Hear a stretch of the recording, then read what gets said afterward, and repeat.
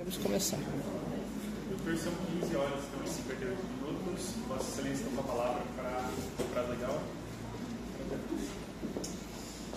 Bom, boa tarde a todos que estão aqui presentes. Gostaria de iniciar nos cumprimentos, a doutora de Justiça. Ótimo trabalho na explanação. Veja, espero que continuemos nesse sentido, sem qualquer tipo de discussão, de briga, não é meu jeito, sabe? Continuamos num debate de ideia, discutindo se a pessoa está usando calça ou não está usando calça, sabe? Não precisa ir para o pessoal de cada um, fica na prova, sabe? Cumprimento também o senhor presidente desse Conselho de Sentença, perfeito andamento desse, júri, agradeço aqui também pela disponibilização do projetor, do computador do juízo, muito obrigado. Agradeço a todos que estão aqui presentes, e aí, familiares da vítima, familiares do réu, aqui os alunos, estudantes que estão aqui, vejam, foi mais ou menos uma visita assim que eu decidi que eu queria seguir para o júri, então espero que gostem. A todos os outros presentes, serventuários da justiça, policiais penais, todos que estão aqui e principalmente a vossas excelências jurados.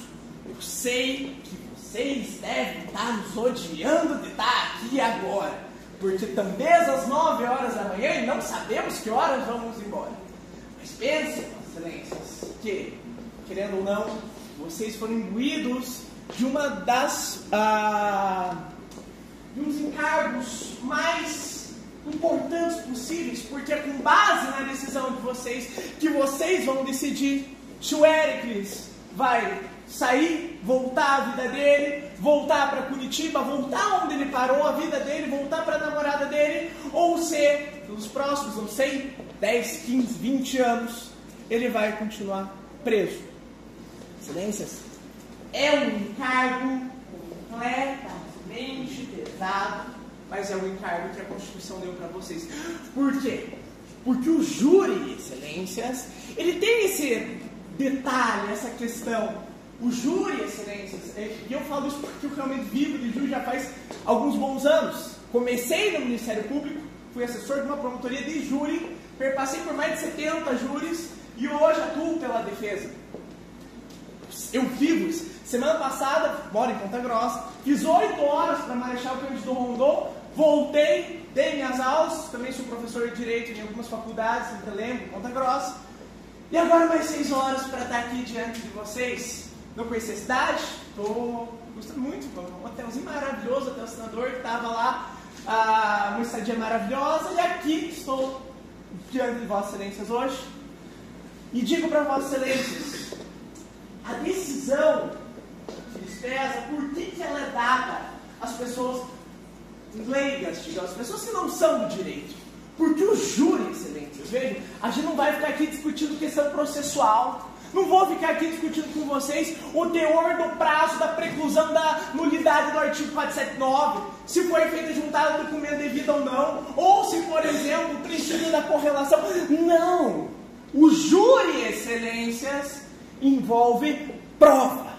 E vocês, como pessoas que não estão viciadas pelos vícios que o direito traz, porque você ficar lendo processo o dia inteiro que traz, inclusive vocês são as pessoas mais qualificadas possíveis para conseguir entender determinadas mazelas. E vejam, aqui é uma cidade que não é tão grande, vocês souberam esses fatos, vocês talvez já tenham vindo para cá com alguma decisão preconcebida, sabendo mais ou menos o que aconteceu, de ouvir falar. E hoje, Vossa Excelência, vocês estarão diante das provas, porque a defesa finalmente, nesse sentido, vai poder mostrar a sua versão. E se é uma versão congruente ou incongruente, vai caber a Vossas Excelências. Já digo desde já, inclusive dessa questão de ter gravado a produtora, estar gravando a nossa fala, se dá de uma razão muito simples. Eu, o Yuri, o doutor Madureira, que também é advogado ético, não pode estar aqui presente hoje, a gente tem uma questão assim que a gente é viciado na prova, porque a gente sabe do júri uma contradição, uma coisa que não fecha, uma bermuda, uma calça, são que vão poder fazer a diferença de toda a prova dos autos. É o que vai definir se uma pessoa cometeu ou não um crime. É o que vai definir o futuro de uma pessoa. Então vejam, totalizando esse processo, salvo o melhor juízo, tem aproximadamente 3.000 páginas. Eu, Dr. Yuri, Dr. Madureira, ficamos nos últimos meses lendo incessantemente as provas que estavam contidas nesse processo e vendo o que pesa contra o Éricles, o que não pesa contra o Éricles, até a gente poder vir aqui e trazer a verdade para Vossas Excelências, ou pelo menos a versão que a gente entende que é a verdade. Vejam, até inclusive eu acho importante ressaltar, o promotor de justiça, o advogado, os dois são funções essenciais de justiça. O promotor de justiça, sim, ele está mais pendente da acusação, embora ele possa, sim, pedir a absolvição. E os advogados, da mesma forma, temos o dever de fazer uma defesa técnica, mas também poderíamos pedir uma condenação hoje. Poderíamos vir aqui e falar para o Éricles, confesse, porque a confissão diminui a pena. Ele é menino novo, e isso, querendo ou não, isso diminui a pena. Ele é menino primário, nunca cometeu qualquer crime, não tem reincidência, não tem maus antecedentes. Veja, ele não... Basicamente, se ele confessasse, a tendência era que ele acabasse com uma pena no regime semiaberto.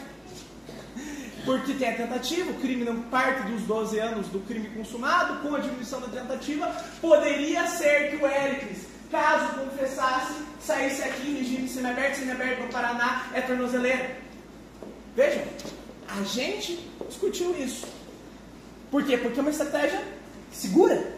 É uma estratégia que a gente vê se a gente quer ou não quer. Mas aí, nos reunindo, o Dr. Yuri, reunindo com o Dr. Madureira, conversando diversas vezes com o Éricles, e aí, é claro, caso de sigilo, advogado e cliente, mas aí eu sou obrigado a quebrar. Cada vez que eu falava com o Éricles, eu ficava mais convencido da inocência dele. Porque eu via ele nos parlatórios, ou seja, aquelas ligações que a gente fazia, ele na cadeia, eu do meu escritório, e eu ficava cada vez mais convencido que não vamos pelo caminho seguro, mesmo que isso signifique para ele uma chance de ficar preso, mas vamos pelo caminho certo. Vamos pela prova. Porque, excelências, cabe aqui dizer que a gente está diante de um castelo de cartas. E basta a gente tirar uma carta desse castelo para ele ruir. E ao ruir, o que vai ser revelado é a inocência do Éricles. Excelências, parto desse pressuposto, querendo rememorar as provas que foram discutidas pela promotora, que foram discutidas durante os depoimentos, que foram discutidos durante todo esse júri. E aí eu pergunto para vocês, e aí vocês não me respondem, porque vocês não vão responder, anula júri, mas respondam a si mesmos. Quais são as provas que fazem a gente pensar o Éricles deve ser condenado? De cabeça, o que eu consigo lembrar? O que lastrei é isso. O depoimento da Rafaela, claro, onde ela disse que ela viu o Éricles, e esse vai ser provavelmente o maior ponto da discussão nossa. Os depoimentos referentes ao José Elias sobre as questões anteriores, porque ele não lembra de nada dos fatos, ele colocou isso para a gente. A questão da medida protetiva. E, não sei se pensar mais alguma coisa, as mensagens de WhatsApp. Veja, sendo bem imparcial mesmo, só pondo, me parece que essas são as provas que a gente tem que lidar a partir daqui. São essas 4 coisas, tá? Me parece, excelências, que nós, como defesa, discutindo isso, me parece muito fácil constituir elas a partir da nossa leitura dos autos. E eu vou mostrar isso para vocês. A gente tem 1h30, eu e o Dr. Yuri, para convencer vocês disso e mostrar que o que a gente defende aqui, nesse momento, é a realidade. E vejam, em momento nenhum, nós queremos desmerecer o sofrimento que a vítima passou. Está aqui presente. Já prestei em depoimento todos os meus sentimentos por essa situação que ele passou. Porque eu não consigo imaginar, mas imagino quão complicado deve ser. Claro, já perdeu meses da vida dele, conseguiu sequelas absurdas que vão, talvez, acompanhar ele pelo resto da vida. E aí, nesse ponto, eu e a doutora, em nada discutimos. Tanto que, quando vossas excelências forem botar os quesitos, que são as perguntas, como a professora falou, que vocês vão ter que responder sim ou não, a materialidade a gente não nega. Aconteceu. E a gente não só acha nesse sentido que aconteceu, como deve ter uma punição exemplar. Porque quem fez isso não merece ficar solto. Porém, essa questão de a gente estar no júri do Éricles não vai conter essa resposta, porque a verdadeira pessoa que cometeu isso não está aqui. Ou estiver aqui, está no papel, mas eu acho provável. Vejam, o que a gente está discutindo aqui é que não é se o caso de José Elias merece ou não uma reparação, óbvio que merece. Mas se o Éricles condenado é ou não uma medida dessa reparação, e diante da prova que a gente angariou hoje, diante da prova que a gente angariou nos últimos meses, eu não estou convencido disso. E meu papel hoje é convencer vocês também de não. Excelências, partamos dos pressupostos, tá? E aí, vejam, meu trabalho vai ser um pouco mais rápido. O Dr. Yuri vai estar incumbido de demonstrar com muito mais calma, muito mais parcimônia a prova, os vídeos, os laudos, tudo que existe nesse processo que vai lastrear a decisão absolutória, que é a medida de justiça. Porém, me parece que antes de mais nada, devo vir com um resumo para Vossas Excelências para entrar no ponto fulcral. Veja, como eu falei para Vossas Excelências, e aqui me permite ter um caderninho. Vamos lá, as provas, como eu falei para vocês, ao que me parece, aqui. Vamos começar pelas ameaças que estavam no WhatsApp. Excelências, conversamos hoje, perguntei tanto para Rafaela como para o José Elias. Essas ameaças eram feitas como? Por forma de fakes. Claro, aí houve a discussão e a gente vai chegar nelas, que alguns fakes eram com o nome do Éricles. Não me parece que o Éricles pode ser tão burro assim a ponto de fazer um fake com o seu próprio nome. Não me parece esse o caso. Me parece, inclusive, muito mais provável que exista alguém que tinha conhecimento dessa relação anterior deles. E vamos chegar lá. Mas vejam, essas ameaças nunca se deram presencialmente. Sempre se deram por forma de mensagens. Ou seja, a gente discute esse temor, essa questão nunca se deu pessoalmente. E aí quando a gente fala de autoria, o fato da gente nem saber o que são essas mensagens complica muito. Porque, excelências, esses celulares, ao que pude constatar, não tenho acesso aos autos da medida protetiva. Não sou habilitado neles porque, enfim, estamos aqui no homicídio. Mas até onde eu sei, não há laudo desses celulares. Vejam, excelências, é bem pacífico na jurisprudência superior hoje, no STJ da vida, que mensagem de WhatsApp, print de WhatsApp que seja, não é prova válida. E por quê?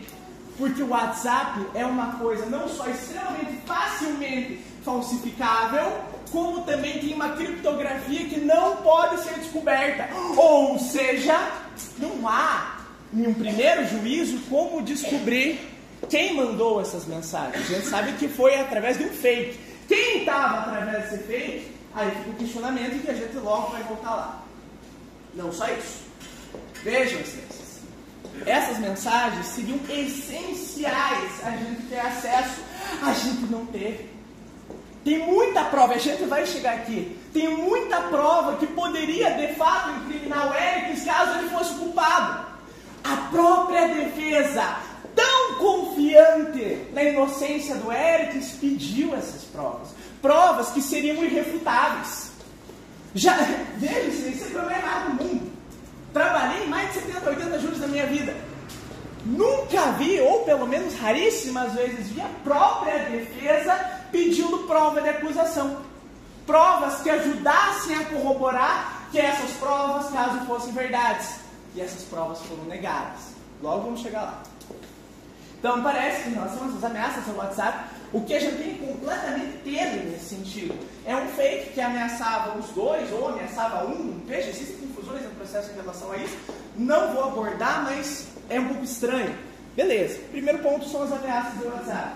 Segundo ponto é a medida protetiva. Veja, a medida protetiva, ela foi conferida, e aí a própria promotora mostrou ela foi conferida com base nessas conversas que não sabemos o teor, porque a gente não tem acesso a ela nos autos, não sabemos o que essas ameaças falaram. E vejam, há de convir comigo, se elas são uma prova tão importante, elas deveriam estar nos autos para vocês, como jurados, poderem ler e tomar suas conclusões. Mas aí, a promotora utilizou essa questão das medidas protetivas como prova contra o Hércules. Mas eu discordo. Primeiro, vamos imaginar uma linha do tempo. Falar das medidas protetivas sendo ciência por volta das 6h40 da tarde da data dos fatos. Beleza? Os fatos ocorreram, conforme a gente verificou, por volta das 11 e pouco da noite. Entre as 6 e pouco da tarde e as 11 e pouco da noite, eu sou horrível em matemática, mas me parece que estamos falando mais ou menos umas 4 horas e pouco, tá?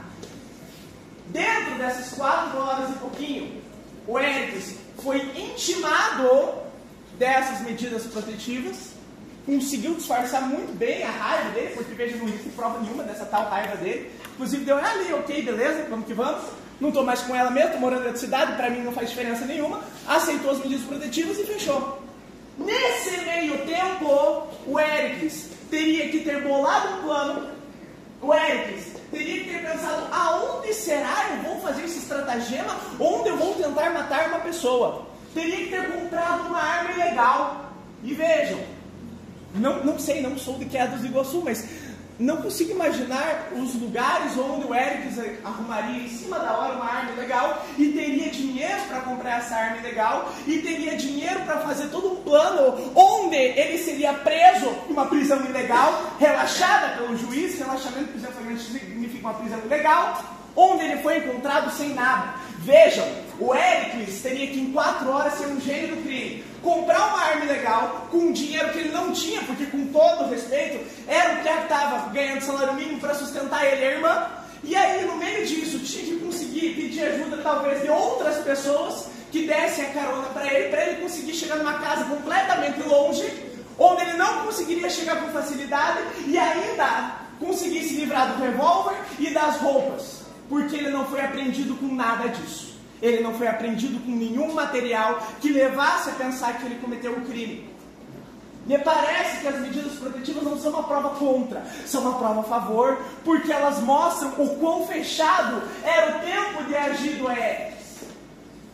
Porque não me parece que ele conseguiria, num tempo tão exíguo de 4 horas, conseguir montar todo esse estratagema criminoso e ainda ficar no aguardo, esperando. E aí uma situação muito bizarra, ficar esperando com uma balaclava, com uma arma no meio de um colégio, sentado esperando passar uma exata pessoa no momento do sinal e atirar contra essa pessoa.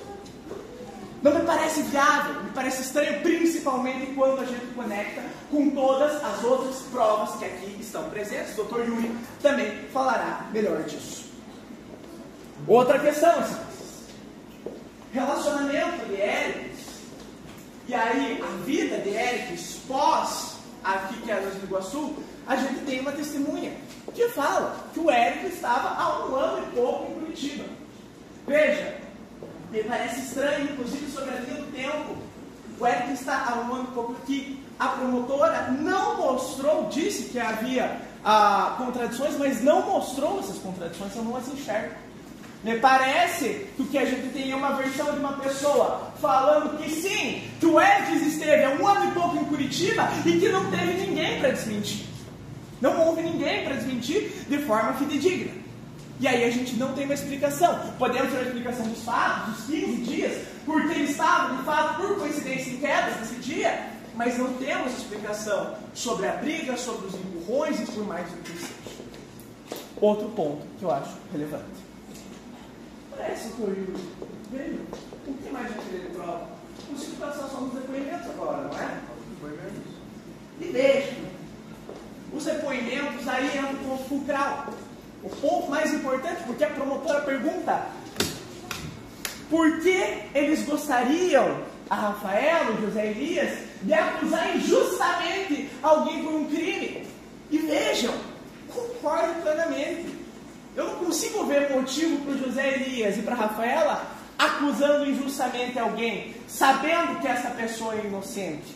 O que me entra na questão, e aí me parece um ponto extremamente relevante, e aqui, excelência, se vocês me dão permissão, tem material de monte científico para trazer sobre isso, para conversar com vocês, é o fato de que o José Elias e a Rafaela não sabiam que estavam acusando injustamente. A nossa tese, e aí me parece muito claro pelo que vocês vão ver no transcorrer desse júri, principalmente por esse vídeo, é um fato muito específico, que é o quê? A ideia, e aí há uma ampla comprovação científica disso, do que chamamos de falsas memórias. Excelências, talvez vocês não estejam acostumados com esse termo, e mesmo que estejam acostumados, talvez vocês não saibam muito bem a implicação do que é uma falsa memória. A falsa memória, excelências, e aqui eu utilizo um livro, me parece dentro dos livros que eu tinha na minha casa, o melhor dos livros sobre essa temática, e aqui só me permitam acessar esse livro, que vai falar sobre como que funciona essa ideia de falsas memórias. O livro, salvo melhor juízo, inclusive, para fins de corroboração científica eventual, o nome do livro é Falsas Memórias, Fundamentos Científicos e Suas Aplicações Clínicas e Jurídicas. O que isso significa? Excelência, as pessoas, ao contrário do que a gente imagina, têm dois tipos de memórias. Existe a memória de essência e a memória literal. E a gente, excelência, por mais que a gente ache, a gente não lembra de muita coisa do nosso dia a dia. Boa parte das nossas memórias são, na verdade, construções da nossa imaginação. São construções entre os tipos de memórias que a gente tem. E memórias que, largas vezes, são influenciadas. E me parece que, nesse caso, tanto no que concerne ao José Elias e tanto no que concerne a da Rafaela, me parece que eles não acusaram por querer, mas acusaram sim, porque estavam passando por um momento traumático e de forma exógena foram induídos a ter essa crença desta memória. E vejam, se não fosse um vídeo, a gente estava fudido, com perdão da palavra. Por quê? Porque no Brasil a gente tem um péssimo costume de basear as condenações penais na prova testemunhal. O que a pessoa fala, a gente fala que é verdade. O que a pessoa fala, a gente reputa como é verdade. Porque as pessoas geralmente fazem a mesma pergunta que a promotora fez aqui. Por que essa pessoa acusaria a outra injustamente? O que ela tem a ganhar com isso? Mas não é essa a questão. Não é aí que mora o cerne da questão. Excelências, me parece que o cerne da questão mora no sentido diverso, nesse fenômeno. Que é o quê? Que é o fato que nem todas as memórias literais das pessoas, aquilo que a gente viu, que a gente sabe, que a gente gravou no momento, ficam na nossa cabeça. Principalmente diante de eventos traumáticos. Diante desses tipos de evento, muitas vezes a nossa memória se perde. E aí o nosso cérebro, vejam, ele não consegue captar a ideia da gente não ter uma memória perfeita. E aí começa a construir em cima de sugestões. Quem seria? O que aconteceu? O que deve ter acontecido? Isso é muito normal no sistema criminal. E eu falo isso não só com base em estudos que vou lhes mostrar, mas na realidade que eu vejo na justiça criminal. E aí o que eu imagino que tenha acontecido? Que a sugestão, que a ideia externa, que o que a gente chama de memória essência tenha influenciado de tal maneira a memória tanto da vítima como de sua namorada, para que dessem depoimentos que não correspondem à verdade. Depoimentos que, vejam, em boa parte se assemelham à verdade, mas que em um ponto, que em outro ponto, que são essenciais, se mostram inverdadeiros. E excelências, vejam, vocês devem estar pensando, com perdão da palavra, jurei isso, puta que pariu. Mas vamos começar assim, que tese absurda, que tese maluca. Quando que isso acontece? Quantas vezes isso aconteceu? Quantas vezes uma pessoa foi condenada porque a outra só não lembrou corretamente o que aconteceu? E excelências, eu digo, acontece muito. Acontece muito, excelências. A gente tem, vindo lá dos Estados Unidos, aqui no Brasil, uma coisa chamada Project Innocence Brasil. Esse grupo de pessoas, e aí são juristas, são peritos, são pessoas que estão trabalhando para corrigir erros do judiciário. Erros de pessoas que, como um dia vocês estiveram aqui, se sentiram convencidos por uma prova, porque pensaram, não, a vítima falou isso, não teria motivo para ela mentir, e condenaram essa pessoa, que anos depois se mostrou inocente. E aí eu digo, excelências, aqui eu falo para vossas excelências, a lista de pessoas abrangidas por esse tipo de caso é muito extensa. Aqui eu trago alguns casos paradigmáticos que eu fui acumulando nas minhas pesquisas de pessoas que de fato ocorreram a mesma coisa que hoje ocorre com o Éricles. Vejam, caso Igor Barcelos Ortega.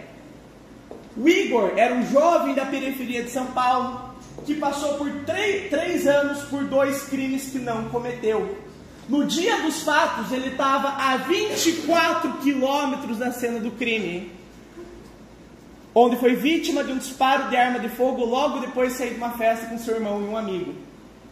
Ao ser levado ao hospital com ferimentos graves, o Igor foi identificado por uma foto como um rapaz em Guarulhos que havia roubado um carro e tentado roubar outro da polícia militar, com quem os autores do crime trocaram disparos com a polícia militar. Ou seja, a polícia militar pensou que o Igor era a pessoa com quem eles estavam trocando disparos. Era parecido, falaram, deve ser ele. A pessoa foi condenada, ficou preso por esses 2 crimes, e o projeto Innocence, ele demonstrou que os ferimentos eram incompatíveis e que a dinâmica do crime não poderia ter ocorrido, porque conseguiram provar esses 24 quilômetros de diferença. Ou seja, os policiais que eram vítimas dos fatos, que olharam o verdadeiro autor dos fatos, se confundiram achando que esse era o Igor. E isso foi o suficiente para um que é completamente inocente, que estava na casa dele a 24 quilômetros, ser condenado injustamente e ficar preso por anos até que a justiça seja feita. E veja, quantos casos a gente vê a chance da justiça ser feita quando existe um erro desse tipo. Outro deles, Robert Merdeiro da Silva Santos, São Paulo, condenado a 17 anos de reclusão. Em 25 de setembro e 25 de novembro de 2018, ocorreram roubos à mão armada semelhantes em ônibus em São Paulo. Poucos dias após o segundo crime, policiais foram até a casa da avó de Robert e o levaram à delegacia para elucidar uma investigação. Ali, o Robert foi reconhecido pelo motorista do ônibus, do primeiro ônibus, como um dos autores do crime. Ou seja, a própria vítima, o próprio motorista do ônibus, a pessoa que foi roubada, ela foi e reconheceu o Robert como autor dos fatos. E aí, eu faço a mesma pergunta que a promotora lhes fez: por que ele mentiria? O que ele ganharia com isso? E aí que eu digo, não foi intencional, não era a vontade dele, mas a memória acontece, por isso que a gente nunca pode se fiar exclusivamente a uma prova testemunhal, principalmente quando a gente está à mão de prova pericial, que a gente poderia utilizar, mas a gente não utilizou porque foi negado ao direito a essa defesa de produzir as provas que favoreceriam a inocência do Éricles, e vamos chegar lá. Enfim, após sua prisão, os policiais passaram a chamar outras vítimas de roubos semelhantes. Uma dessas vítimas também apontou o Robert como coautor. O cara nunca tinha feito nada, de repente estava sendo acusado por 2 roubos. Reconhecido. Até que, dentro do Superior Tribunal de Justiça, o ministro Rogério Schetti deu uma liminar a partir do momento que viram que essas provas eram muito frágeis, porque simplesmente imputaram uma pessoa e falaram, foi ela no momento de completa fragilidade dessas pessoas. E o que me parece, talvez, o pior caso, e este caso, vejam, a promotora falou, reconheceu a voz. Quem reconheceu a voz? A voz era reconhecível, deve ter sido. E preste atenção nesse caso, senhor Antônio Cláudio Barbosa de Castro. Em 2014, um criminoso apelidado de Maníaco da Moto abordava em sua moto vermelha mulheres de uma mesma região de Fortaleza e em seguida estuprava essas mulheres. Uma de suas vítimas, uma menina de 11 anos de idade, estava em um salão de beleza. Quando ouviu a voz de Antônio e identificou Antônio como um dos autores, ela ouviu pela voz, ela identificou pela voz e pensa, não, ela deve saber que identificou pela voz. Não, e aí piora. Como sendo o homem que estuprara dias antes. A vítima foi para a delegacia com uma foto do Antônio, que tinha pego no Facebook, no Instagram da vida, e falou, não, eu reconheço, deve ter sido ele. Olhei nas redes sociais, não parece algo que a gente estava falando algumas poucas horas atrás, de alguém que só pegou uma foto nas redes sociais e falou, deve ser esta pessoa? Então e aí a mídia, a partir dessa foto, acharam numa rede social, em cima da voz que reconheceu uma pessoa inocente, entregou isso para a mídia, e a mídia começou a alardear o maníaco da moto. E aí, diversas outras vítimas começaram a reconhecer o Antônio como estuprador, um cara que estava vivendo a vida dele, que não tinha feito nada errado, e que de repente estava sendo acusado por diversos estupros que não cometeu, com base no quê? Na vítima que reconheceu a voz. O quão confiável é a prova testemunhal? Esse vídeo vai provar isso. O quão confiável é a memória de uma pessoa, o quanto ela lembra de detalhes que vão fazer toda a diferença nos próximos 20, 30 anos da vida desse piá. E é sobre isso que está a questão de vocês, excelências, e aqui eu vou passar a palavra para o Dr. Yuri, porque eu sei que ele ia incidir no tempo que eu prometi a ele, mas vejam, eu só quero pontuar uma última coisa. Foram esses 4 pontos de prova que lastrearam todo esse momento até chegar agora no pedido de condenação do Érix. A gente viu um por um eles são fracos. A palavra que a gente ouve, tanto de testemunha como da promotora, é juntando as peças. Porque sabem que nenhuma dessas provas por si só seria suficiente para condenar o piá a um crime de homicídio. Mas juntando as peças, tentam imputar ele a isso. Essa defesa, excelências, sabendo da inocência do Érix, por diversas vezes pediu provas, pediu herbes, Vossa Excelência, são estações de rádio base. Sempre que você está com o celular no teu bolso, você está com um GPS no teu bolso. A herb permite que saiba onde uma pessoa esteve em cada momento dos fatos. E você pega um mapa detalhado com o GPS. O advogado não agente, a defesa anterior do Érix, pediu as herbes e falou, mostrem cada passo onde esse piá estava, para mostrar que ele não estava no colégio nas horas dos fatos. Não me parece uma prova extremamente confiável, relevante e extremamente oportuna pegar a herbe da pessoa, pegar o celular da pessoa que estava apreendida desde o momento dos fatos? E aí eles perguntam, por que essa prova foi negada? Uma prova que só poderia ajudar a elucidar a verdade. Outra coisa, e aí a gente não para. Outra questão, a gente daí foi lá, o advogado anterior também pediu, vejam, aqui no centro da cidade, o advogado pediu câmeras de todos os locais, da mesma forma que essa câmera passou aqui e conseguiu detectar onde o autor estava, imagine outras câmeras conseguindo pegar, por exemplo, no momento onde ele pega uma moto, um carro, ou onde ele tira a balaclava. A defesa pediu isso, não foi a acusação, foi a defesa. De tão confiante que estava na prova dos autos, de tão confiante que estava na inocência do Érix, a defesa pediu isso e lhe foi negado. Negado com um argumento de que essa diligência já tinha sido feita, sem haver uma certidão disso, só com base no fato de já ter sido juntado esse vídeo. Mas ponto é que a gente queria mais, porque a gente sabia que em algum momento essa pessoa ia tirar a máscara e a gente ia ver que não era o Érix. A gente ia saber que era outra pessoa, porque a gente sabe da inocência do nosso cliente. E por fim, e os senhores viram, quando a gente conversou com os policiais, a gente perguntou de um exame chamado residuográfico.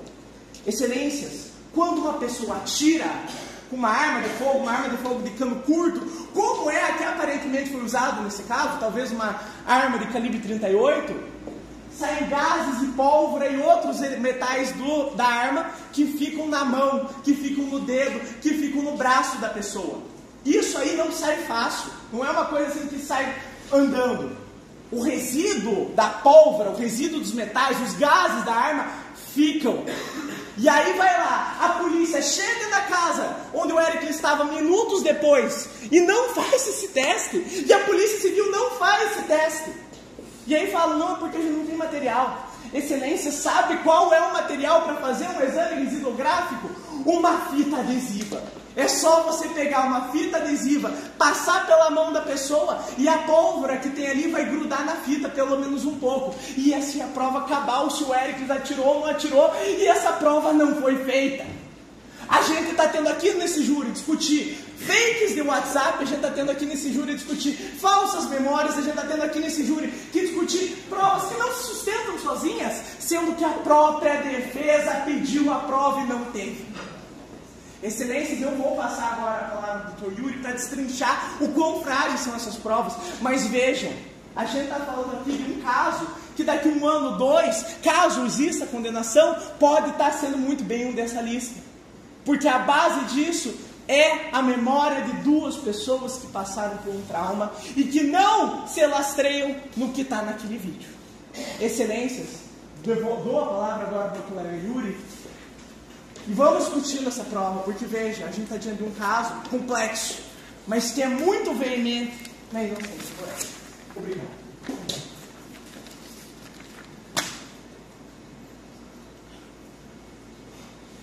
Excelentíssimo senhor Dr. Murilo, meus cumprimentos. Estendo meus cumprimentos a todos os demais presentes. Doutora Carolina, minhas saudações.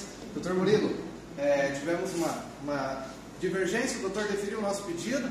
A defesa técnica do Éricles fez essa orientação para que ele respondesse apenas as perguntas da defesa e tenho a difícil tarefa de divergir de Vossa Excelência até para esclarecer os jurados de que essa orientação é padrão. Em todas as nossas defesas nós fazemos isso porque o magistrado togado, com todo respeito ao Dr. Murilo, ele não vai julgar o caso. Quem vai julgar esse caso são Vossas Excelências. Então, quem eventualmente precisa inquirir e encontrar as respostas são Vossas Excelências, não o magistrado togado. E com relação à doutora promotora, minha mãe já dizia, não se responde perguntas daqueles que não acreditam em você. Então, o interrogatório é eminentemente, segundo pacífica jurisprudência, um ato de autodefesa. É a oportunidade que o acusado tem de se insurgir contra eventual acusação teratológica ou um processo assustador e bizarro, tal como é esse aqui. Cumprimento todos os demais presentes, estendo também minhas saudações à família do Éricles, à família do José Elias. As palavras do Dr. Matheus de Quadros são as mesmas que eu utilizo a todos. Excelências, eu não gostaria de estar no lugar de Vossas Excelências, não gostaria de estar aí, porque é um ônus muito árduo, é uma tarefa muito difícil. Uma decisão, um sim e um não, vão gerar uma consequência absolutamente extraordinária. E aquele rapaz que está com a bunda pregada ali, no banco dos réus, vai ter sua vida inteira definida a partir disso. É um encargo, um peso, um ônus muito grande você decidir os próximos 10, 15 ou 20 anos de alguém. E é por isso que o direito penal, e o direito processual penal, sobretudo, é tão vigoroso com relação à prova. Desde o tempo dos romanos, desde a antiguidade, já se diz indubio pro reo. Já se diz que, na dúvida, é melhor absolver um culpado do que condenar um inocente. Isso é um lugar comum em todos os povos da terra, porque é uma realidade da natureza humana. Não devemos nos precipitar no julgamento. Ali nós temos um crucifixo, todos os tribunais têm um crucifixo. E o que o crucifixo simboliza? Num tribunal que é leigo, é um ícone religioso? Não. Eu digo para Vossas Excelências, apesar de eu ser religioso, sou católico, mas o crucifixo é, no tribunal, sobretudo um símbolo cultural. Ele está ali para nos lembrar constantemente de um erro judiciário. Um inocente que foi condenado, e na época a pena era essa, a venera cruz. Então, existe ali um erro judiciário que está pregado na parede acima do magistrado para nos lembrar permanentemente da dificuldade que é fazer esse julgamento. O próprio Cristo disse, não julgueis para não seres julgados. Hoje, Vossas Excelências estão na posição de julgar. Que tarefa árdua. Então, parabenizo Vossas Excelências por esse serviço e vamos julgar com responsabilidade. Vamos analisar o inquérito e a ação penal desde o começo para ver se podemos ou não condenar. O que aconteceu aqui? Houve essa história toda de Éricles, Rafaela, outros relacionamentos, enfim. E o José Elias foi vítima dessa tragédia, perto do colégio, inclusive, um local que tinha várias pessoas.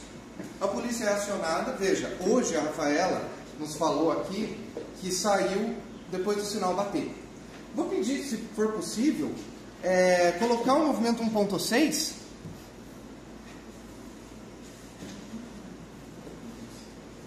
Movimento 1.6, onde a Rafaela presta o seu depoimento. Vou pedir a partir de 2 minutos esse depoimento extrajudicial dela. De fato, o sinal da escola bate às 11 horas e 10 minutos. Aqui ela falou que saiu depois do sinal bater. Lá ela falou que saiu antes e que estava passando pelo local entre 11, se eu não me engano, 11h06, 11h08, alguma coisa assim, antes do sinal bater, antes de dar o sinal de sair da escola. O que está acontecendo? Aqui isso vem a corroborar a tese do Dr. Mateus, a brilhante explicação que ele fez antes de mim, de que pode haver falsas memórias. Ela não lembra exatamente o que aconteceu. E a mente dela está tentando completar as lacunas daquilo que ela não se recorda, através da criação de explicações. Porque o fato não ficou explicado para ela. E assim, a imaginação tem uma função de preservar para o ser humano a unidade do real. A mente humana, a consciência humana, não tolera a fragmentariedade, a ausência de unidade, a falta de sentido. E quando nós estamos diante de um fato absurdo, nós precisamos complementar as lacunas e colar os fragmentos para que as coisas tenham unidade. E é por isso que entra a imaginação nessa tarefa, que é esse fenômeno que gera as falsas memórias. Estou certo? Foi possível colocar ou não? Foi carregando. Não, tudo bem. Eu vou falando, depois eu volto. Veja, questão da atuação das autoridades persecutórias. E aqui, doutora Carolina, infelizmente eu preciso fazer uma crítica veemente à atuação dos policiais civis aqui na comarca, inclusive ao Ministério Público, com todo o respeito do mundo, porque o crime aconteceu numa praça pública, em via pública, na saída do colégio. Haviam dezenas de pessoas, talvez uma centena. Ouvimos os policiais aqui, a Rafaela falou que ainda haviam pessoas no local quando a polícia chegou. Bastava anotar o nome dessas pessoas. Não precisava nem anotar o nome das pessoas. É só pegar a chamada do padre Sigismundo, pegar a chamada, a lista de presença da escola e ver quem estava saindo ali naquela hora e chamar para depor na delegacia. Por que não fizeram isso? Apesar da defesa pedir, aqui eu tenho que fazer uma homenagem ao doutor Orildo de Souza, que não sei se é um advogado aqui, que assumiu o processo antes de nós assumimos esse processo muito depois, que pede esse tipo de diligência, pede as câmeras de segurança, pede as herbes, como o doutor Mateus já mencionou, tentando provar a inocência do Éricles. Veja, a defesa não tem o papel de provar a inocência de ninguém. É o Ministério Público que tem a tarefa de provar a culpa do acusado. Por isso que o acusado tem o direito ao silêncio, porque ele não precisa se autoincriminar, ele não precisa produzir provas, ele precisa esperar que a acusação prove. Mas nesse caso a defesa agiu diferente. Ela se colocou numa posição ativa de requerer provas para poder demonstrar a inocência e, inclusive, auxiliar na elucidação do fato, encontrar o verdadeiro autor. Se nós tivéssemos procedido a essas diligências, teríamos encontrado o verdadeiro autor e teríamos elucidado o fato. Exame residuográfico. Acredito que Vossa Excelência já tenham visto isso em filme. É a coisa mais simples do mundo. Os policiais falaram aqui que o crime foi cometido com um revólver, porque não foram encontradas cápsulas, não foi pistola. Não sei se Vossas Excelências sabem, mas o revólver deixa muito mais resíduo de pólvora na mão do que a pistola. Então, se o Éricles tivesse disparado um revólver no dia, e ele foi preso, segundo dizem, meia hora depois, ou uma hora depois, no máximo, depois do fato, ele teria resíduos de pólvora. Doutor Mateus, resíduo de pólvora sai com água? Por que não? Explique para nós. Eu confesso que eu não sei, por isso eu estou jogando. Veja, esses metais que fazem parte dos resíduos, o exame risicográfico, eles grudam na pele. E é assim, outra coisa, são gases, esses gases formam marcas na pele. Vão sair dias depois, e não vão sair tão facilmente. E quanto mais tiros, ou quanto mais você abre a arma, ou em relação ao momento, mais resíduos vão Dizem que ficar. o autor descarregou o revólver. 6 tiros. Ficaria muito resíduo na mão. Fita adesiva, o senhor falou. Isso. Bastava um esparadrapo, correto? É um esparadrapo. Com um esparadrapo aqui, você coleta o resíduo, manda para o ML. O ML vai ter um produto químico que ele borrifa ali, ele identifica. Tinha pólvora na mão do Edwards. Por que não foi feito isso? Desinteresse. Explicações fáceis. Desleixo. É desleixo. Prosseguindo. Não foram roladas testemunhas, não buscaram testemunhas populares, não fizeram exame residográfico, basearam-se exclusivamente no reconhecimento feito pela Rafaela. Aí acontece mais um fenômeno interessantíssimo, que é a tentativa dos órgãos persecutórios, da acusação, em tapar o sol com a peneira, em negar a evidência. Os senhores vão me desculpar, mas tem 2 pontos. Essa tatuagem aqui está na frente. Um pouquinho de lado, mas está na frente. E é muito pequena. Era 11 horas da noite. Quem que vai ver? Pode passar. Eu estou mostrando para os jurados o movimento 1.12 dos autos. Podem analisar com calma a foto. A Rafaela falou hoje aqui que a tatuagem está do lado de trás. Por quê? É a explicação da imaginação dela. Ora, o Hércules atirou 6 vezes. Acertou 4 tiros no José Elias e saiu correndo. Ela viu e saiu correndo. Enxergou a tatuagem atrás.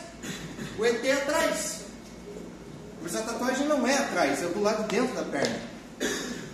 E mais, ele estava de calça. O autor do fato estava de calça. Senhores, eu vou pedir para passar o vídeo do movimento. Qual é o movimento do vídeo? Vou passar. Coloca lá então o vídeo agora. Eu perdi o modo do depoimento da Rafaela, mas eu volto nele depois. Passe em velocidade normal esse vídeo. Por gentileza, em velocidade normal. Não, é no VLC. Eu não sei se você vai Pega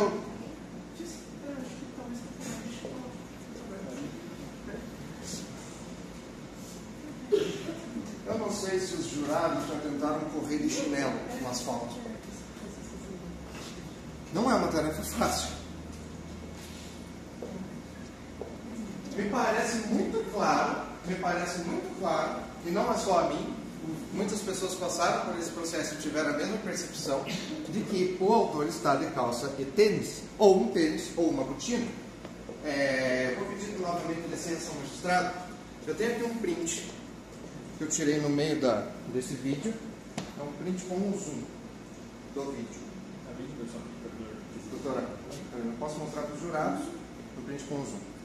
Isso aqui, tá? Eu consegui pausei o vídeo, tirei esse print para poder dar esse zoom e perguntar se Vossas Excelências podem, não vão me responder evidentemente, mas precisam responder na vossa consciência a pergunta: isso aqui é uma bermuda com chinelo ou é uma calça?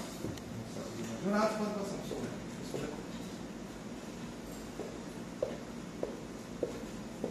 O que mais? Provas. Não tem provas. Esse é o problema.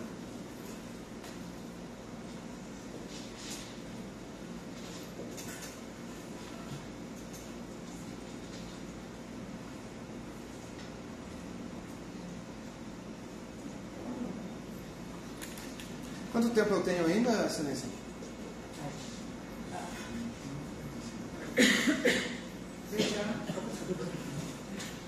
Excelência, enquanto isso, só peço para que preste atenção, deixa eu apagar a luz. 40 minutos. Ok. Só completar a fala. Vejam, isso aqui que eu usei foi basicamente a promoção que conseguiu, porque o player do ProJud ele é mais fraco, não tem muitos recursos. Mas tem um player que a gente usa no judiciário que se chama VLC Player, que é basicamente um que o próprio ProJud recomenda a gente usar. Eu coloquei esse vídeo, coloquei ele na velocidade 0,3.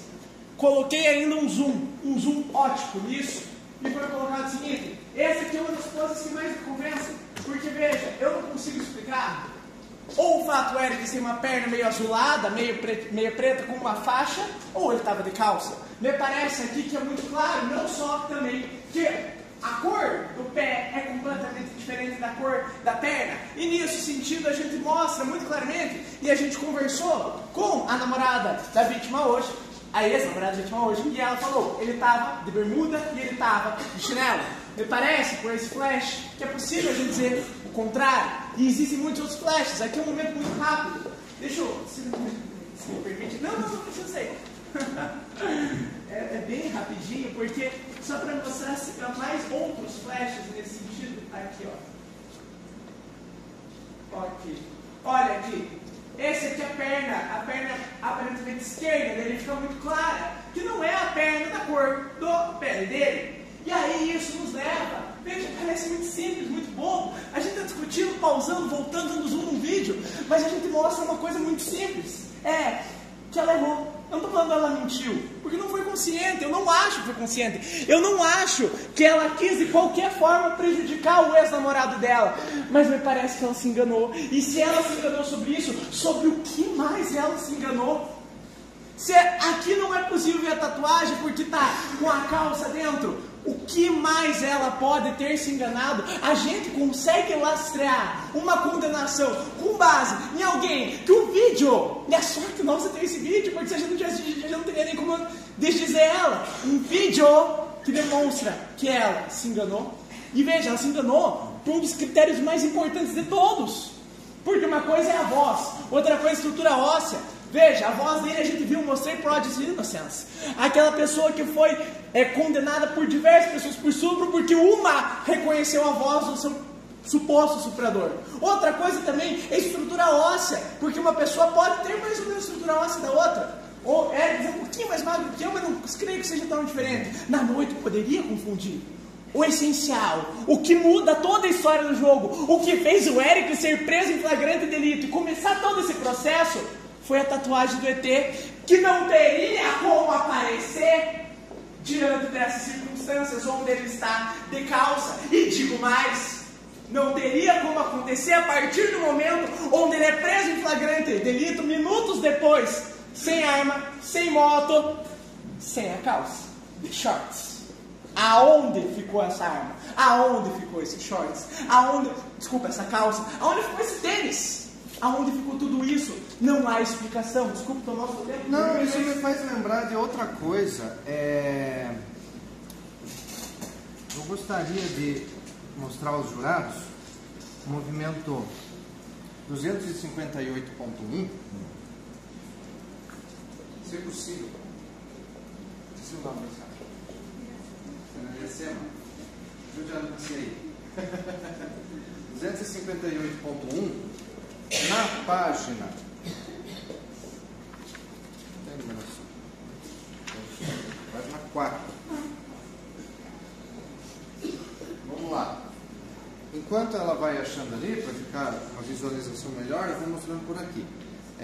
Doutor, alegações finais da defesa. Doutora, para os jurados.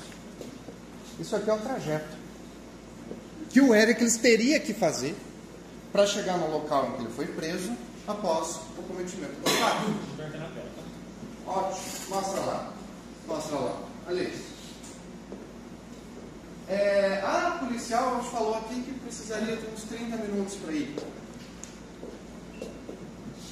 Nós temos os depoimentos, segundo os quais o Éricles teria chegado no mais tardar às 11 horas e 20 minutos no local, nessa casa.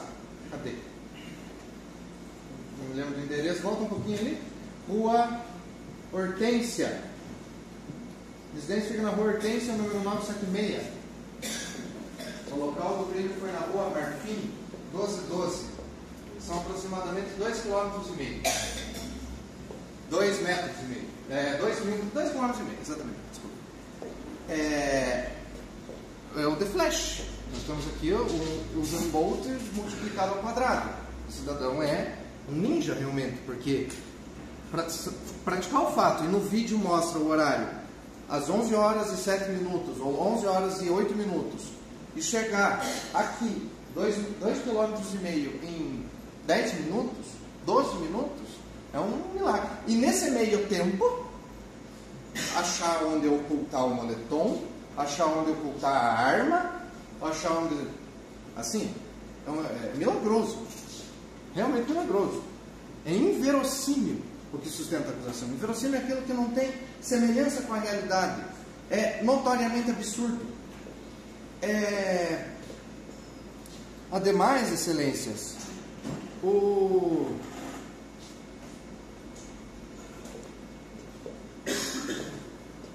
vou voltar para o depoimento da Rafaela, movimento 1.6. Eu gostaria de destacar um aspecto pessoal ali dela. Eu tinha pedido para abrir o movimento 1.6. Assim, vamos lá para ele agora. Aqui vocês vão ver a Rafaela no dia dos fatos. Eu gostaria de destacar o nervosismo dela. Ela está chorosa, evidentemente, uma situação absolutamente traumática. E isso tem repercussão na construção imaginativa do relato.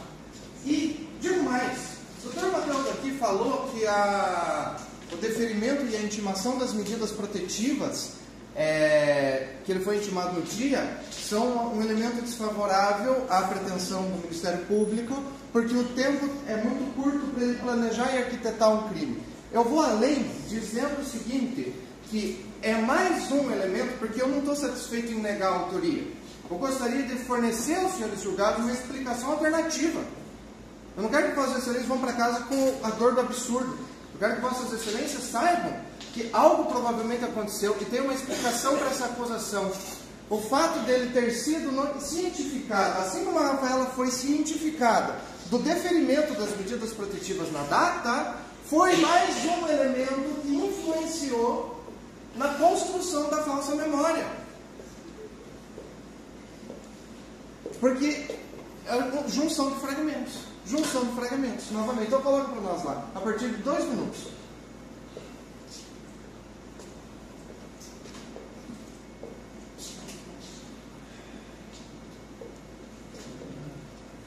Não vai dar agora. Solta assim mesmo.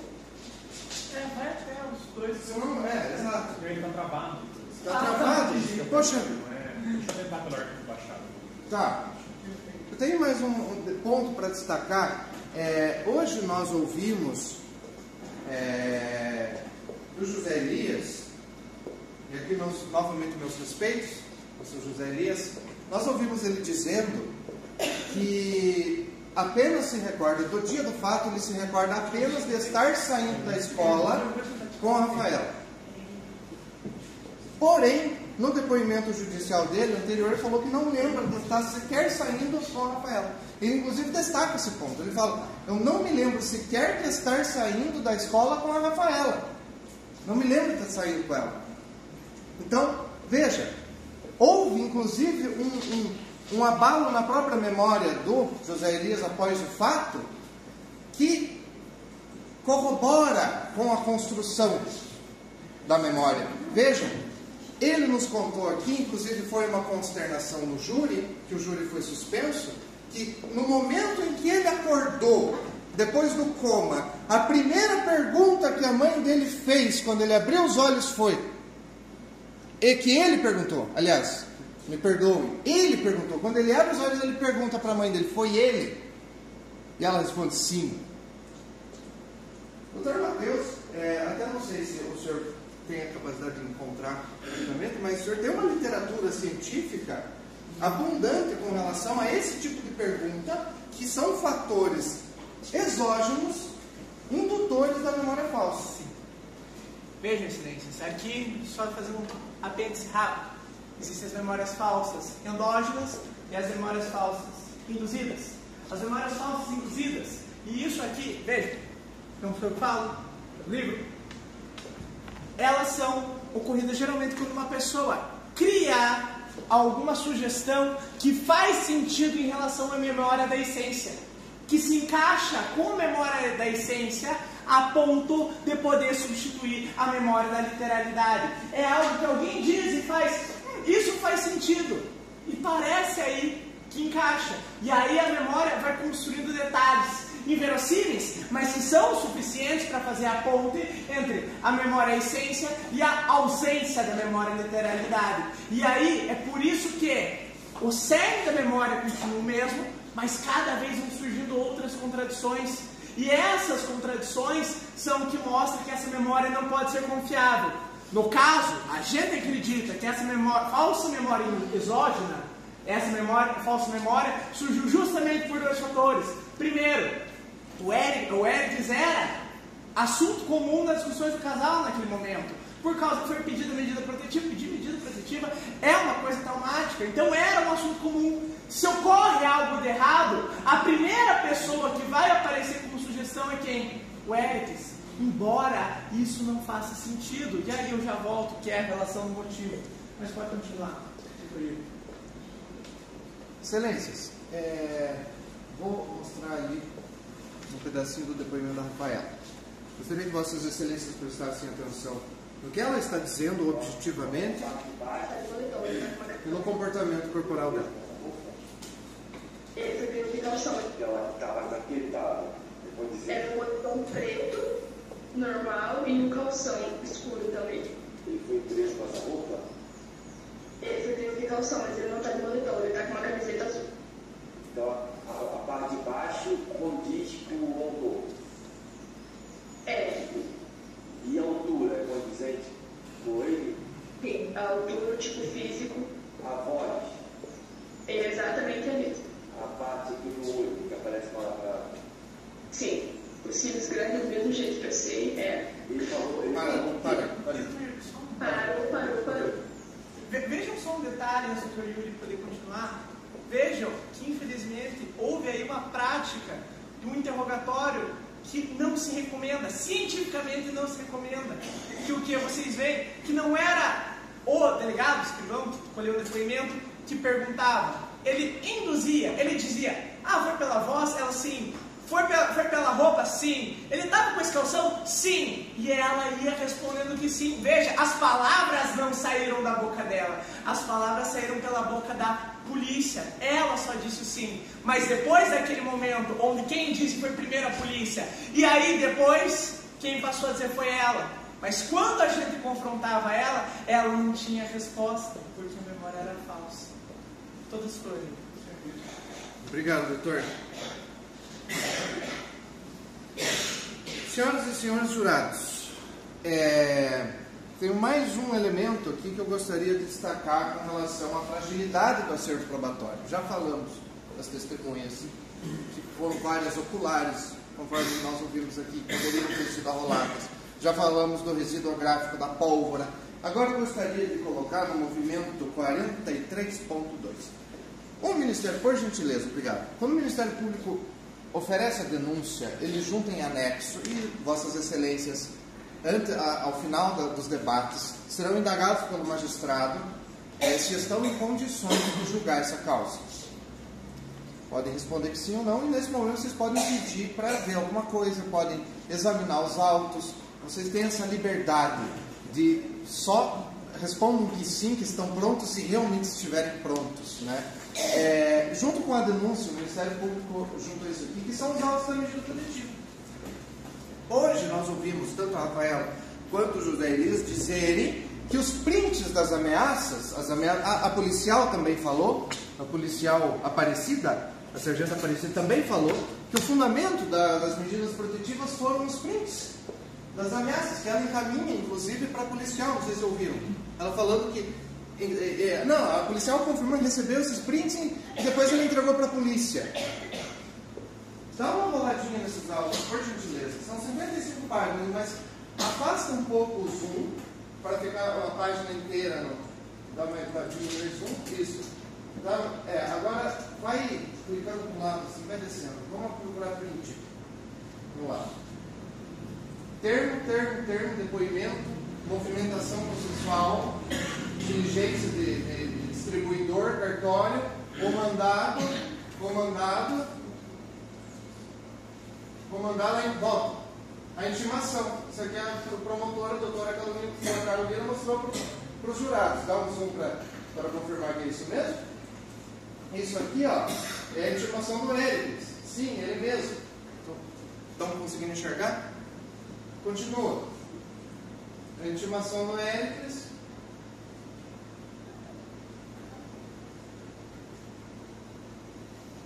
Cadê os prints?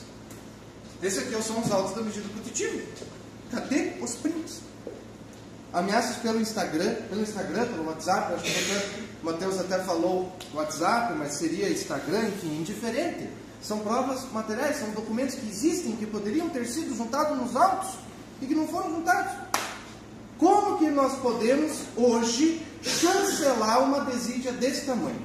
Porque eu tenho certeza que se um dia vossas excelências estiverem, ou vocês mesmos, na posição do acusado, com a bunda pregada ali, ou um familiar na posição de acusado, quererão um julgamento sério. Isso aqui não é um julgamento sério, porque condenação se faz com base em prova, não com um boato, não com ouvir dizer, mas prova, e nós não temos isso. Infelizmente nós não temos isso. E chancelar uma condenação assim é uma atrocidade ainda maior do que o próprio fato. Não podemos concordar com isso, jamais. Doutor, gostaria de tomar uma palavra? Só gostaria de colocar uma última questão aqui, antes da gente falar sobre os quesitos. Me parece, excelências, que é muito comum quando a gente fala do júri, que o júri, que um crime, precisa de meio, oportunidade e motivo. Veja, excelências, a fala da promotora inicialmente contemplou tudo isso. Parecia perfeito, parecia que estava redondinho. Mas aí a gente começou a mostrar as coisas. O vídeo ali, com o zoom, a gente mostrou o fato da própria defesa ter pedido provas que foram negadas sem razão nenhuma. Provas que só poderiam piorar o Éricles caso ele fosse culpado. A gente colocou todas as questões, a gente colocou casos análogos que já aconteceram a mesma coisa e já incidiram na probabilidade de pessoas inocentes. O que acontece? A gente ainda teria um motivo, e eu já chego nisso, mas depois do momento que a gente sabe que o Éricles foi intimado, que foi aparentemente a razão do crime, de acordo com a promotora, 4 horas antes, tendo que nesse meio tempo comprar uma arma, conseguir fazer uma emboscada, se esconder, ir para o outro lado da cidade, conseguir uma fuga e ainda pensar de um jeito de se livrar de tudo, a gente começa a ver o quê? Que o meio não teria como. E o instrumento, a arma, nunca foi achada, não teria como. Poderia ser suprido pelo exame residográfico, não foi. O que sobra para a gente? Só um motivo, que não seria suficiente para condenar. Um motivo. Veja, precisa de uma prova mais sólida do que o mero motivo. Porque desavenças, desafetos, todos podemos ter. Mas precisa provar mais. Mas mesmo o motivo não é claro. A promotora falou, não, que ele atacou o José Elias porque ele queria fazer mal, não a ele, mas a namorada, a ex-namorada Éricles. Vejam, não me parece isso a lógica. Não me parece isso a lógica, até porque mostrou-se, e aí isso foi unânime, ninguém lhes disse isso. Veja, isso, o próprio Éricles, isso foi dito por todas as testemunhas. Ninguém, em momento nenhum, disse que o Éricles teve qualquer desavença com outros namorados. Nenhum dos outros namorados. E isso me parece extremamente relevante. Porque seria o José Elias o primeiro. Estavam separados fazia 2 anos, o Éricles estava com outra namorada em outra cidade. Por que ia jogar a vida dele no lixo, sendo que ele estava com outra mulher em outra cidade, com toda a vida feita, e um dia, dá uma loucura nele, ele decide matar por nada? Um piá que nunca tinha um crime na vida, nem quando adolescente, nem quando adulto. Vocês olham a folha do oráculo dele, que mostra nem inquéritos policiais, está zerada. Nunca tinha tido qualquer coisa contra ele, um BO de ameaça que seja, nada. E de repente um dia ele pensa, vou acabar com a minha vida, compra uma arma ilegal, sei lá onde, e é caro. Arma ilegal você vai pagar 3, 4 mil para um piá ganhar salário mínimo, para ele se aproveitar para fazer esse crime. Por quê? Porque se era um relacionamento já tinha acabado fazia 2, 3 anos. Se era, além disso, um fato onde ele mal conhecia o piá. E os amigos dele, que já namoraram a mesma menina, ele não fez nada, não deu um empurrão que seja. Não deu uma lesão corporal que seja. Mas o piá que ele nem conhece, 2 anos depois, ele decide que vai matar. Por quê? Tanto que o Ministério Público e a Yuri, o senhor tem a denúncia fácil aí? Tem.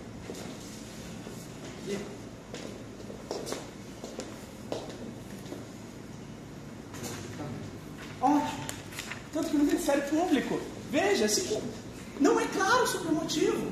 Hoje disse uma coisa, na denúncia disse outra. Vejam aqui, e me permitam ler para vocês poderem enxergar isso e ficar ao critério de vossas excelências. Motivo fútil, e falo, qual foi o motivo fútil? Pois o denunciado não aceitava o relacionamento amoroso entre sua ex-namorada Rafaela dos Santos Cordeiro e a vítima, contra eles tendo proferido ameaças anteriores. Hoje a promotora fala que foi intimação da medida protetiva.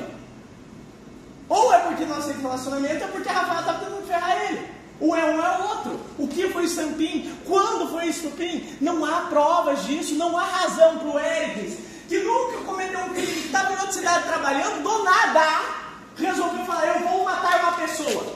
Excelências, ele até um ano atrás não era diferente de qualquer um de vocês. Ele era como qualquer um, ele poderia ser jurado. Ele era um piá sem ficha criminal nenhuma. Ele era um piá que estava em outra cidade trabalhando, ele poderia com qualquer um de vocês. Então pensem no lugar dele.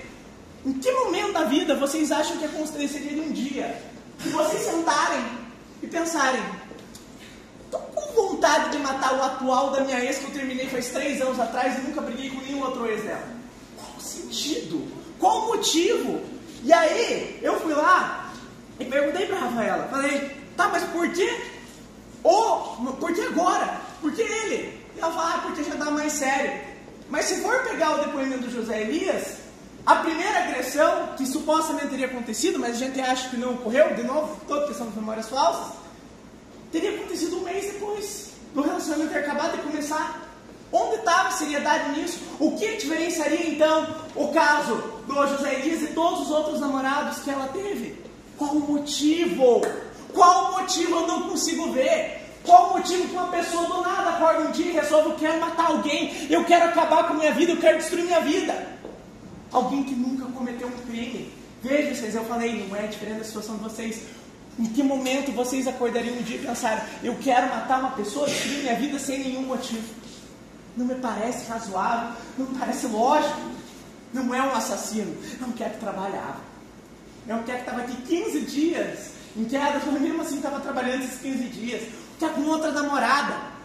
Um que tinha que conversar com a ex, com a Rafaela, na frente da atual, para ela não ter ciúme. Vocês não se colocam nessa situação? Veja, qual que é a lógica? Se ele até estava tentando deixar a atual brava quando mandava mensagem para ele falando, ó, é pelo filho, ó, não estou traindo não. E aí de repente vira alguém maníaco que não se conforma com o relacionamento que acabou há 2 anos atrás. Qual o motivo? Veja, a gente não tem motivo, a gente não tem meio, a gente não tem instrumento, a gente não tem oportunidade, a gente não tem nada. É vazio. Por isso que eu falei no castelo de cartas. A gente puxou uma carta, que foi o reconhecimento feito pela a própria Rafaela, e de repente ruiu, não sobrou mais nenhuma prova. Eu pergunto para vocês, depois de tudo isso, qual prova sobrou? As provas que a defesa queria, o Ministério Público não deferiu.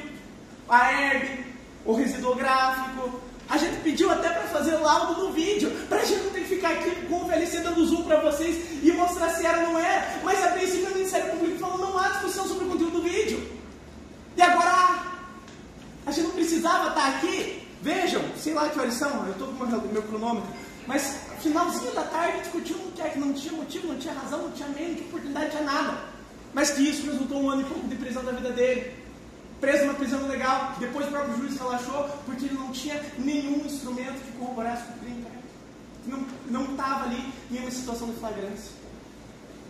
Veja, excelências, vocês estão diante agora de uma decisão absolutamente difícil.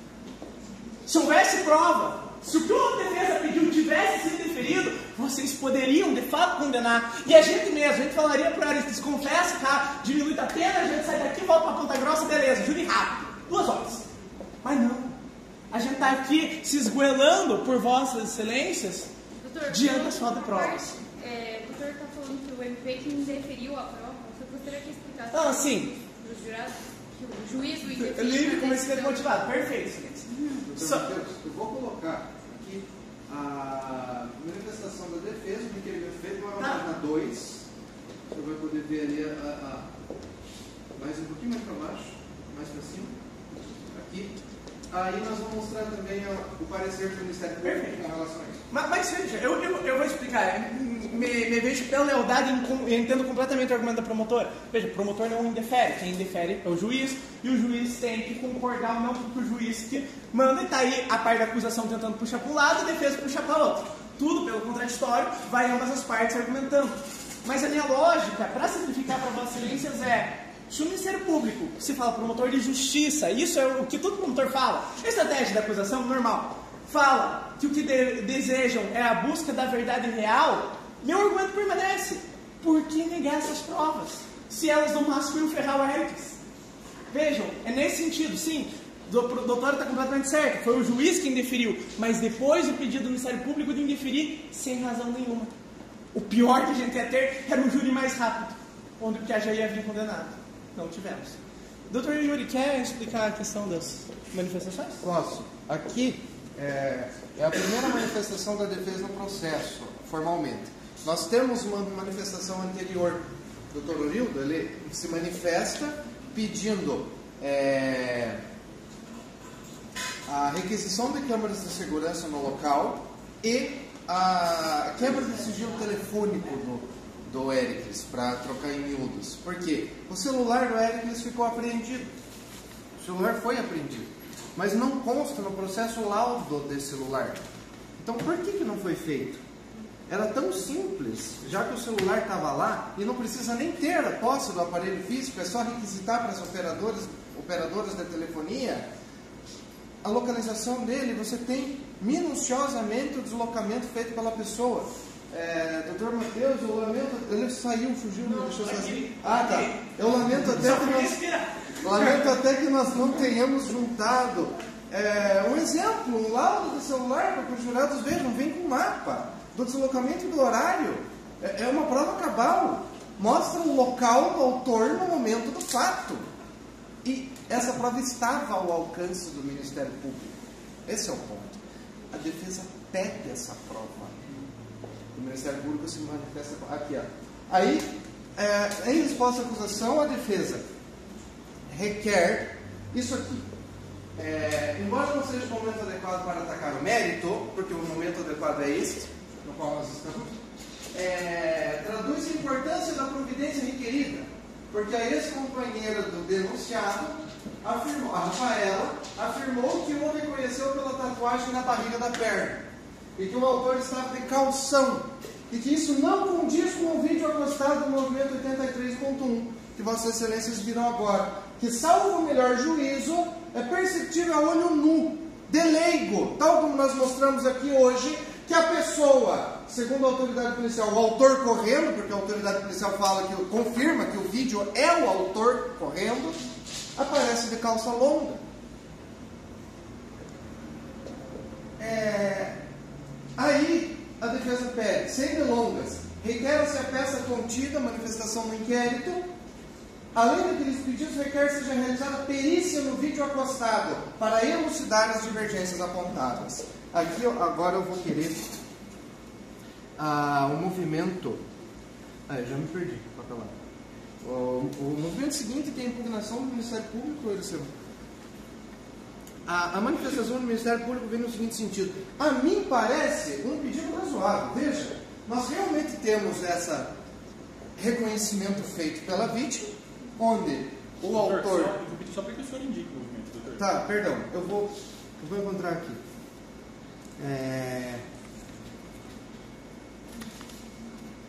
Aqui,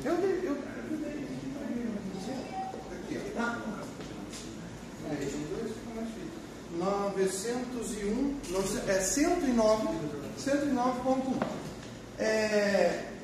Veja, de fato, a Rafaela, que é a única pessoa que presencia não é a única pessoa que presencia, né? Muitas pessoas presenciaram, mas é a única pessoa que foi ouvida. Ela reconhece o Hércules pela tatuagem na perna, quando ele está correndo de costas. E o vídeo mostra uma pessoa de calça comprida e tênis, não de chinelo.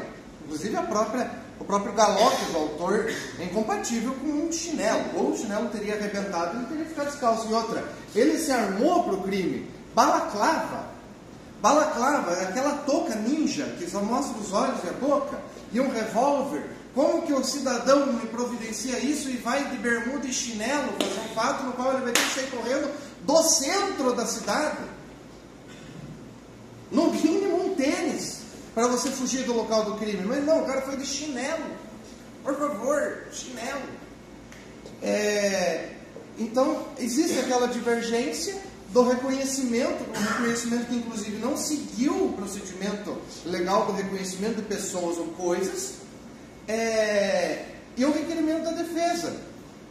O vídeo mostra uma pessoa de calça. Então, para que a gente não fique discutindo, a doutora Carolina fala que é bermuda e chinelo, a defesa fala que é calça, a defesa pede. Então que se submeta o vídeo a uma perícia, para sanar essa dúvida e a prova ser cabal, não depender da nossa opinião.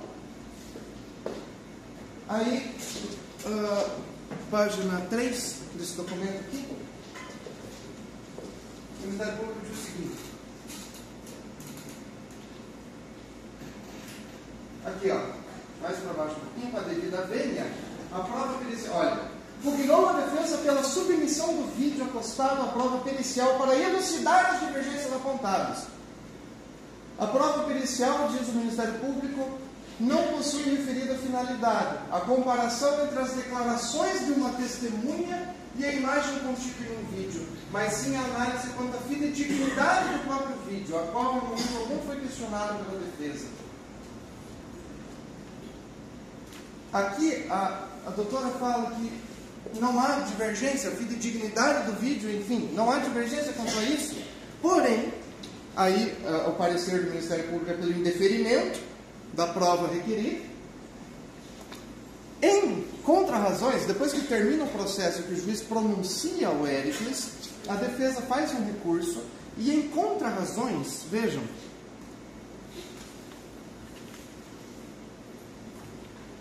no movimento 284.1, no movimento 284.1, o Ministério Público diz o seguinte: consigna-se que o vídeo acostado, aquele que nós vimos, evidencia que por volta das 23 horas e 7 minutos, algo acontece em frente ao colégio. Vai ter como colocar o 284.1. Quero que vejam com os próprios olhos. Eu não quero que os jurados acreditem em mim, quero que vejam. Algo acontece em frente ao colégio, tanto que chama a atenção do rapaz, retratado no vídeo, que se vira para olhar. E, segundos depois, um indivíduo trajando, a promotora dizendo que é claro que o indivíduo no vídeo está trajando blusão de moletom escuro, bermuda e chinelos. Vestimenta, ressalta-se, usada pelo atirador. Passa correndo pela via.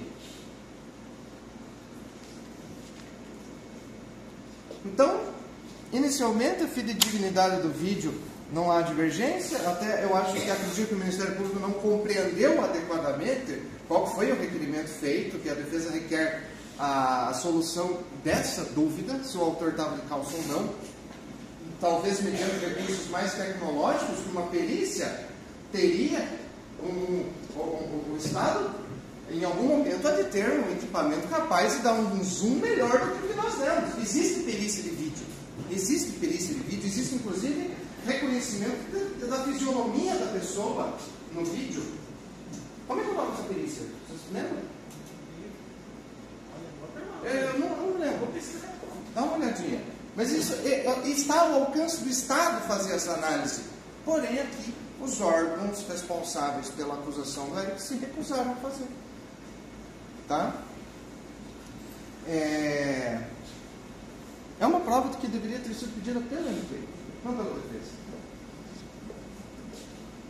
Então, o MP se opõe à prova e, em contrarrazões, vem praticando uma atitude que, com todo respeito à doutora Carolina, considero até insidiosa.